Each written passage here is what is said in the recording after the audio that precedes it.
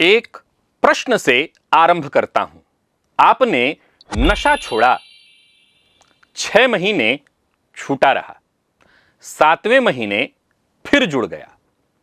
घर का कलह सुलझा, सबने हाथ जोड़े, भगवान को लाख लाख धन्यवाद दिया और अगले ही महीने वही बात, वही स्वर, वही झगड़ा।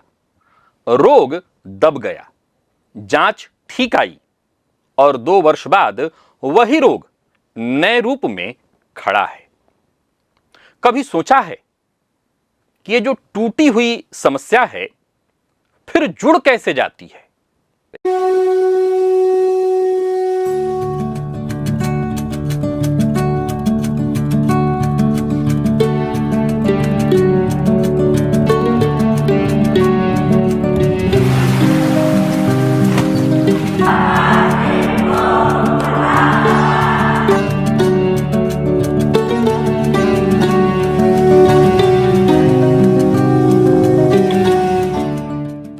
नमस्कार प्रिय दर्शकों, हाजिर हूं मैं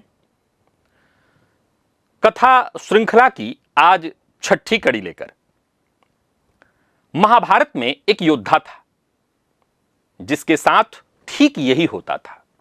उसे जितनी बार चीरो उसके दोनों खंड आपस में जुड़ जाते और वह पहले से अधिक बलवान होकर उठ खड़ा होता।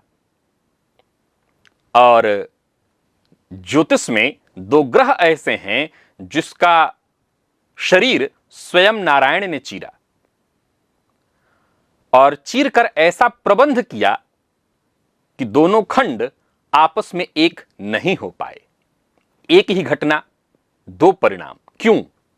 क्योंकि पुराण कथा नहीं सुनाते, सूत्र लिखते हैं। पात्रों के नाम में, घटनाओं के क्रम में, संख्याओं में। आज सबसे पहले उस योद्धा का नाम आप जानते होंगे, जरासंध। और हां, आज इस कथा को केवल कथा मानकर मत सुनिएगा, अंत तक देखिए क्योंकि बहुत कुछ आपको मिलने वाला है। और अंतिम में तो राहु केतु के उस रहस्य को मैं आपको बताऊंगा जिसके बाद आप ग्रहण को कभी पुरानी दृष्टि से नहीं देख पाएंगे। कथा मगध से आरंभ होती है। सम्राट बृहद्रथ, नाम का अर्थ ही है विशाल रथ, सेना विशाल, कोश विशाल, यश विशाल, पर उस विशाल रथ को आगे ले जाने वाला कोई नहीं। संतान नहीं थी, रानियां 2 थीं, काशीराज की जुड़वा पुत्रियां, और राजा दोनों से समान प्रेम करते थे। प्रिय दर्शकों, चूंकि हमारी कहानी जरासंध से जुड़ी हुई है, नहीं तो ये काशीराज की जो 2 जुड़वा पुत्रियां हैं ये सब हमारे जीवन में घटित हो रहा है, लेकिन आज उद्देश्य जरासंध है। तो संतान की कामना लेकर राजा चंड कौशिक ऋषि की शरण में पहुंचे। ऋषि आम्र वृक्ष के नीचे बैठे हुए थे। गोद में एक फल गिरा। उन्होंने मंत्र से उस आम को अभिमंत्रित किया। कहा, यह अपनी रानी को खिला देना, पुत्र होगा। ध्यान दीजिए, क्या विधान कहा? एक फल दिया, कहा रानी को खिला देना, पर राजा ने अपनी बुद्धि लगा दी। मैं दोनों से समान प्रेम करता हूं, किसी एक को दूं तो दूसरे के साथ अन्याय होगा। फल के 2 टुकड़े किए, आधा आधा दोनों को खिला दिया। समानता के दृष्टिकोण से तर्क सुंदर था, पर विधि से ऊपर नहीं था। परिणाम, दोनों रानियों को आधा आधा शरीर उत्पन्न हुआ। 1 आंख, 1 भुजा, 1 पैर, आधा मुख, यानी आधे आधे बच्चे दोनों से जन्मे। यही इस कथा का पहला सूत्र लिख लीजिए। विधि का आधा पालन आधा फल नहीं देता है, विकृत फल देता है। मंत्र का आधा जप, औषधि की मनमानी, आधी मात्रा, गुरु के निर्देश का सुविधा अनुसार पालन, इससे आधा लाभ नहीं होता, हानि होती है। भयभीत परिजनों ने दोनों खंड नगर के बाहर फेंक दिए। वहां से गुजरी जरा नाम की राक्षसी। महाभारत कहता है कि वो राजगृह की पूजित गृह देवी थी। उन्होंने ले जाने की सुविधा के लिए, क्योंकि अलग अलग खंड था, दोनों खंड को जोड़े और जुड़ते ही शिशु जीवित होकर गरजा। जरा शब्द का अर्थ आप सब जानते हैं, क्षय, बुढ़ापा, समय की जमी हुई परत। और यहीं पर दूसरा सूत्र है, टूटी हुई आदतों को जोड़ने वाली शक्ति का नाम ही जरा है, अर्थात समय और पुनरावृत्ति। कोई आदत इसलिए बलवान नहीं होती है कि वह बुरी है, वह इसलिए बलवान होती है क्योंकि वह पुरानी है। बालक का नाम पड़ा जरासंध, जिसे जरा ने संधित किया, जोड़ा। और इस नाम में छिपा संधि शब्द को जरा स्मरण में रखिए, क्योंकि हर जोड़ी हुई जो वस्तु है उसमें जोड़ की एक रेखा बन जाती है और वो सदा रहती है। सुने हैं ना आप, टूटे तो फिर ना जुड़े, जुड़े गांठ पड़ जाए। तो ये जो एक जरासंध तो जुड़ा, लेकिन एक रेखा बन गई और आगे चलकर के वही रेखा उसकी मृत्यु का द्वार बनेगी। जरासंध बड़ा हुआ और अजेय हो गया। शस्त्र काटते पर घाव जुड़ जाता, चीरो तो खंड जो है फिर मिल जाते। जिस शक्ति ने जन्म दिया वही उसका कवच थी। उसकी दो पुत्रियों का विवाह मथुरा के कंस से हुआ था। और जब श्री कृष्ण ने कंस का वध किया तो जरासंध क्रोध से जल उठा। श्रीमद् भगवत के 10वें स्कंध में यह वर्णन है कि उसने मथुरा पर 17 बार चढ़ाई की, 17 बार पराजित हुआ, 17 बार उसकी सेना नष्ट हुई और 17 बार वो नई सेना लेकर लौट आया। प्रिय दर्शकों, याद रखिएगा, ये सारी कहानियां, इन कहानियों में ये अंक 17 का भी मतलब है अपने आप में। 17 बार चढ़ाई का मतलब है, हर एक अंक का अपना मतलब है। अब यहां रुक करके, चूंकि हम जिस कहानी की ओर बढ़ रहे हैं उसी की ओर जाएंगे, नहीं तो भटक जाएंगे। ये अपने आप में अथाह सागर है। अब यहां रुक करके अपने जीवन में झांकिए। बार बार लौटने वाली समस्याओं का स्वभाव भी यही है, वो हर बार पराजय के बाद नई सेना जुटा लेती है। और फिर 18वीं बार जो हुआ वो इस कथा का सबसे चौंकाने वाला मोड़ है। श्री कृष्ण इस बार लड़े नहीं, समुद्र के भीतर द्वारका बसाई, समस्त प्रजा को वहां भेजा और स्वयं रणछोड़ बन गए, रणभूमि को छोड़कर चले गए। जरा सोचिए, पूर्ण पुरुषोत्तम और पलायन नहीं, ये पलायन नहीं, व्यूह रचना थी। सूत्र यह है कि जो समस्या 17 बार लौट कर आई है, उसे 18वीं बार उसी भूमि पर उसी विधि से लड़ना वीरता नहीं है, शक्ति का क्षय है। कभी कभी भूमि बदलनी पड़ती है। उदाहरण से समझिए,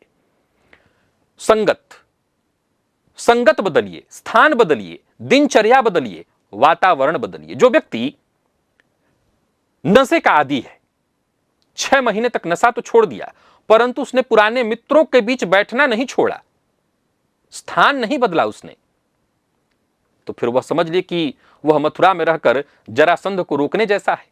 वो कहां रुकने वाला है, फिर आएगा। कृष्ण जानते थे इस शत्रु का अंत बल से नहीं होगा, विधि से होगा। और विधि का समय अभी नहीं आया था। और समय कब आया? वर्षों बाद। कब? जब युधिष्ठिर ने राजसूय यज्ञ का संकल्प लिया। सो कृष्ण ने कहा नहीं, यज्ञ से पहले जरासंध। युधिष्ठिर ने पूछा क्यों? तो उत्तर मिला कि उसने 86 राजाओं को बंदी बना रखा है और संख्या 100 पूर्ण होते ही वो सबकी बलि देगा। जब तक वह जीवित है पृथ्वी पर कोई भी राजसूय संभव नहीं है। इस प्रसंग में 2 सूत्र दबे हुए हैं, पहले इन 2 सूत्रों को समझिए। हम सबके जीवन में कोई भी बड़ा यज्ञ तब तक संभव नहीं है, कोई बड़ी उन्नति तब तक संभव नहीं, कोई विस्तार तब तक आरंभ ही नहीं हो सकता जब तक वह मूल ग्रंथि जीवित है। आप नई योजनाएं बनाते रहिए, जब तक भीतर का जरासंध बैठा है हर यज्ञ बीच में फंस जाएगा, अटक जाएगा। अब दूसरा सूत्र समझिए, 86 राजा। वो 86 बंदी राजा कौन है? हम सबके जीवन में 86 बंदी राजा हैं। वो संभावनाएं कौन कौन? हम सबके जीवन में व्यसन है, और व्यसन के कारागार में, ध्यान से सुनिएगा, व्यसन के कारागार में कौन कौन बंद है? आपका स्वास्थ्य बंद है, आपका धन बंदी है, समाज में आपका सम्मान बंदी है, संतान का भविष्य बंदी है। अगर आप व्यसन करते हैं तो आपका दांपत्य सुख बंदी है, ये सब उसमें बंद। ऐसे ही 86 बंदी हमारे जीवन में भी है। क्रोध अगर आप करते हैं तो क्रोध के कारागार में कौन कौन बंदी है? आपकी मित्रता, आपका कुटुंब, आपका अवसर, आपका पद, सब बंदी है। ऐसे ही हम सबके जीवन में भी 86 राजा भी बंदी हैं। यह बात आप समझ गए। अब जिस दिन जरासंध मरा, एक जरासंध मरने से वो 86 के 86 राजा एक साथ मुक्त हो गए।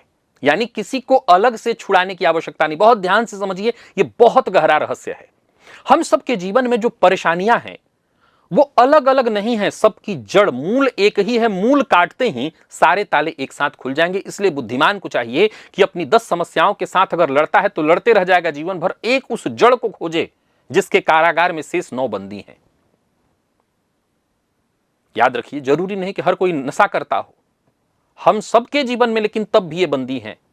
हम जरूरी नहीं कि नशा करते हैं, मैं नशा नहीं करता, लेकिन बंदी तब भी हमारे जीवन, मैं कोई दूसरा कार्य ऐसा कर रहा हूं।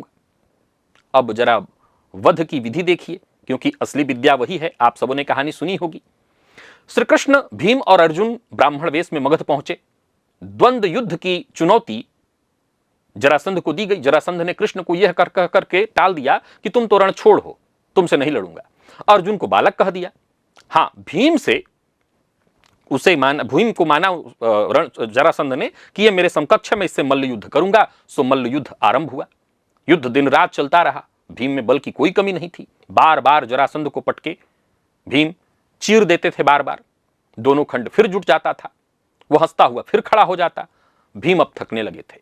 तब उन्होंने श्री कृष्ण की ओर देखा और श्री कृष्ण शब्द तो एक भी नहीं बोले। भूमि से एक तिनका उठाया, उसे बीच से चीरा और दाहिना टुकड़ा बाईं ओर, बायां टुकड़ा दाहिनी ओर फेंक दिया। भीम समझ गए प्रभु क्या कहना चाहते हैं। उन्होंने जरासंध को चीरा और इस बार खंडों को उलटकर विपरीत दिशाओं में फेंक दिया। जोड़ने वाली जो रेखाएं हैं वो एक दूसरे से सदा के लिए अब विमुख हो गईं। खंड अब जुड़ नहीं सकते थे। जरासंध समाप्त हुआ और इस दृश्य में 3 सूत्र हैं। पहला, चीरना पर्याप्त नहीं है। नोट करिए, चीरना पर्याप्त नहीं है। नशा छोड़ना, बुरी आदत को छोड़ना, यह पर्याप्त नहीं है, यह समाधान नहीं है। क्यों? क्योंकि खंड पास पास ही पड़े रहेंगे, तो जरा उन्हें जोड़ देगी। दूसरा, दूरी अनिवार्य है। कारण और परिवेश दोनों को एक साथ अलग अलग करना पड़ेगा। केवल लक्षण मिटाया और वातावरण वही रखा तो दोनों खंड एक ही दिशा में फेंके गए हैं, फिर लौट आएंगे। तीसरा, जो सबसे सूक्ष्म, उलटना पड़ता है। दाहिने को बाईं ओर, बाएं को दाहिनी ओर। केवल दिशा नहीं, दृष्टि बदलनी पड़ती है। उदाहरण, रोग में दवा चीरना है। किसी रोगी को रोग दवा दी गई, औषधि दी गई, तो ये क्या है? चीरना है। जरासंध को चीर दिया, परंतु जरासंध को चीर तो दिया पर हम बाकी चीजें नहीं मानेंगे, खाली दवा खाते रहेंगे, तो क्या होगा? कुछ नहीं होगा। कहा पथ्य, जीवन शैली, परिवर्तन। कहा कि जीवन शैली को जब तक नहीं बदलेंगे तब तक बात नहीं आएगी। एक और बात, गंभीर से गंभीर रोग में भी परिवर्तन कई मामलों में बड़ा मायने रखता है। इसीलिए क्या वैद्य कहते हैं कि इनका स्थान बदलिए। प्रिय दर्शकों, आप ध्यान से सुनिए, यह कोई आम कथा नहीं है। यह महाभारत की कथा जीवन के हर उस घटना पर फिट बैठेगी। मैं इस कहानी का जो कोड आपको बता रहा हूं, इसका यह मतलब नहीं कि केवल रोग पर लागू करिए, कोई नशा पर लागू करिए। आप जीवन की हर उन तमाम परेशानियों पर लागू करिए, आपको इसी में उसका जवाब मिलेगा। तो जीवन शैली को उलटना पड़ेगा। घर में कलह चल रही है तो क्षमा क्या है? चीर देना। पर कलह समाप्त नहीं होगा। क्यों? क्योंकि केवल एक काम किया गया है। दूसरा कार्य क्या है? व्यवहार बदलना। यह दूरी है। व्यवहार बदलना यह दूरी है। कृष्ण ने क्या किया? चीरा। कृष्ण ने यही तो कहा कि तिनके को उठाया, तोड़ा और 2 अलग, यानी 3 घटनाएं घटित हुई हैं। तो व्यवहार बदलना यह दूरी है और अपने अहंकार को उलट देना यह स्थायी समाधान। एक और विधि आप समझिए, एक और बात भी समझिए। देखिए, हमेशा याद रखिए कि विधि शास्त्र गुरु बताते हैं। शास्त्र जो है विधि बताता है, इसका पालन स्वयं हमें करना पड़ता है। कृष्ण ने वध नहीं किया, केवल तिनके से संकेत किया। और हमेशा याद रखिए, हमारे शास्त्र सदैव संकेत करते हैं। संकेत को समझना, भुजाओं में उतारना तो हम भीम का ही काम है ये। अब इस कथा की अंतिम परत जरा समझ लीजिए, जिसके लिए आपको यह पूरी कथा सुनानी पड़ी। समुद्र मंथन याद है आपको, वो कथा सुना चुका हूं। अमृत बटा स्वरभानु नाम का दैत्य वेश बदल करके देव पंक्ति में बैठ गया। अमृत की बूंद कंठ तक पहुंची। उससे पहले सूर्य चंद्रमा ने पहचान लिया। मोहिनी रूपधारी नारायण ने सुदर्शन चलाया, एक शरीर के दो खंड। सिर कहलाया राहु। कई बार लोगों ने कहा कि शास्त्री जी आप पहले तो कहते थे, मैं उस समय भी वही कहता था, अभी भी वही कहता हूं, लेकिन मैं ये भी कहता हूं देश काल परिस्थिति, ज्यादातर लोग जिस चीज को कहते हैं वही मान लीजिए।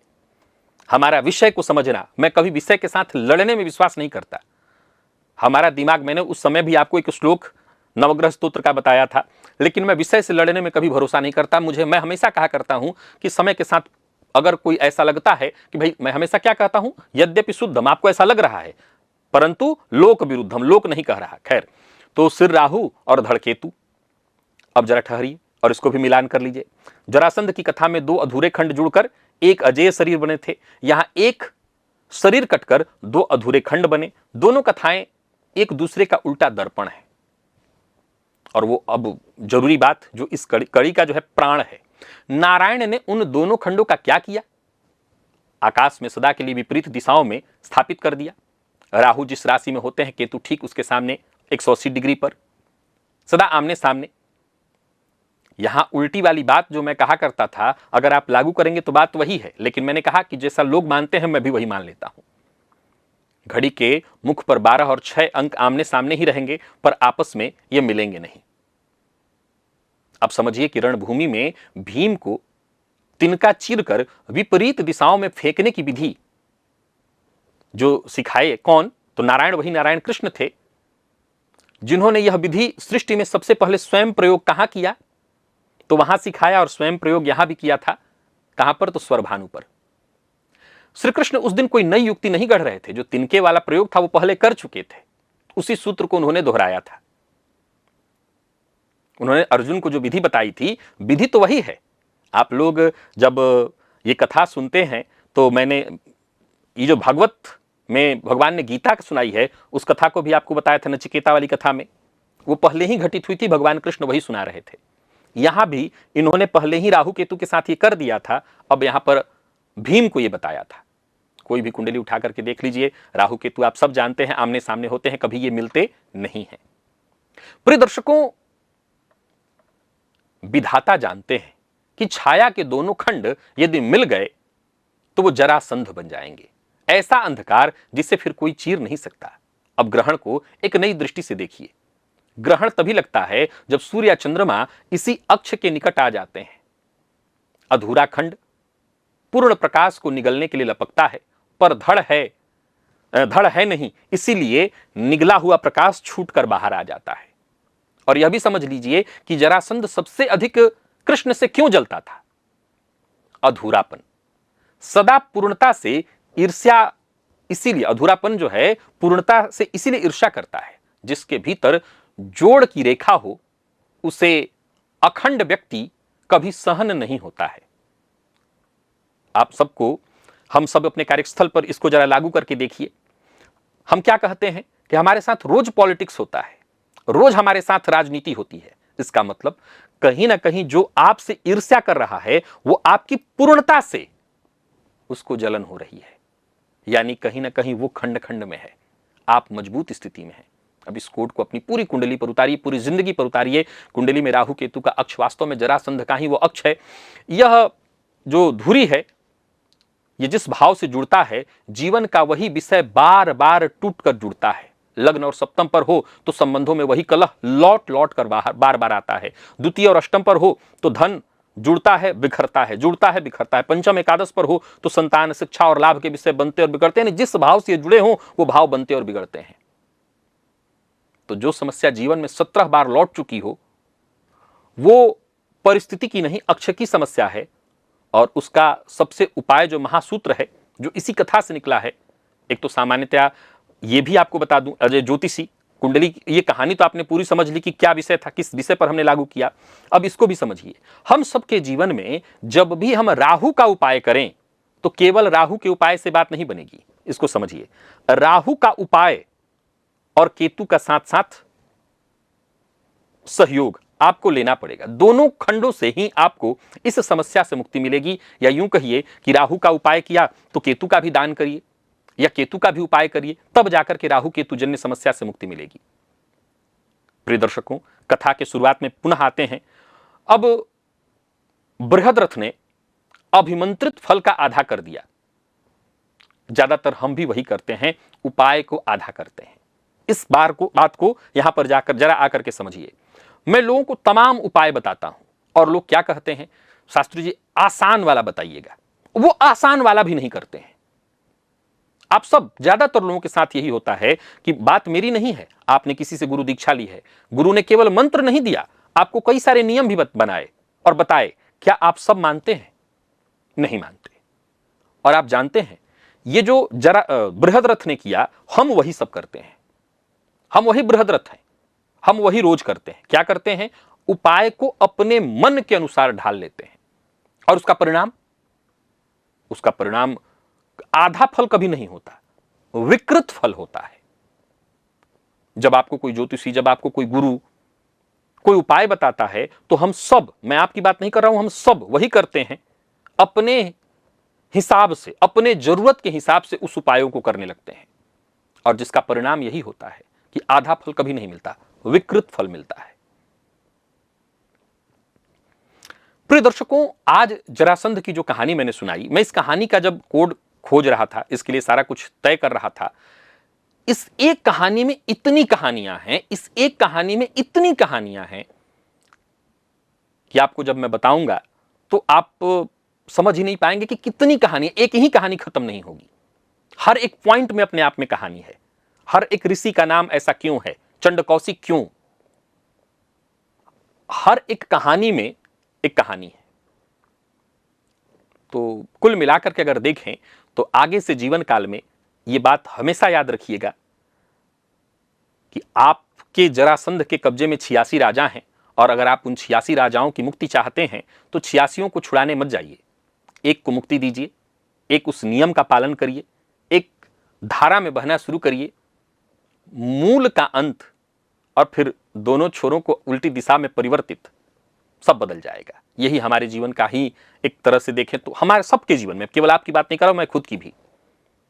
तो आज से ही शुरू करिए। रात्रि में सोने से पहले एक प्रश्न पूछिए कि मेरे जीवन का जरासंध कौन है, और मैं उसके खंड कहीं एक दिशा में तो बार बार नहीं फेंक रहा हूं।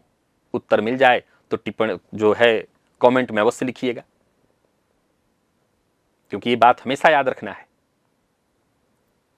जो जरासंध है ये कहानी नहीं है, हम सबका जीवन है, बस इसको समझना है। आज समझ लिए, आपकी जिंदगी सुरक्षित हो जाएगी। मुझे इजाजत दीजिए। संभवतः अगले सोमवार को मैं पुनः एक नई कहानी लेकर के आप सबके सम्मुख, आपके जीवन से जुड़ी हुई इस कहानी, उसका कोड लेकर के आप सबके सम्मुख उपस्थित होऊंगा। तब तक के लिए नमस्कार।